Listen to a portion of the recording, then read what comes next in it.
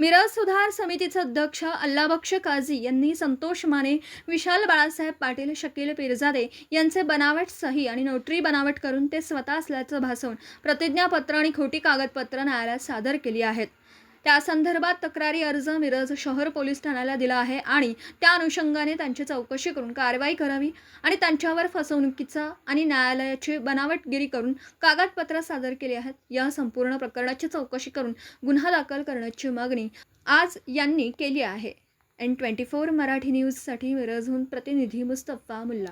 मिरज सुधार समितीचे अध्यक्ष अल्लाबक्ष काझी यांनी आमच्या नावाचे खोटे नोटरी आणि सही अंगठे वगैरे करून कोर्टामध्ये सादर केलेलं आहे आणि आम्हाला ते वाटलं की हे आमच्या नावाचं खोटं अंगठी आणि सिग्नेचर केले म्हणून आम्ही PI साहेबाकडे भेटलो.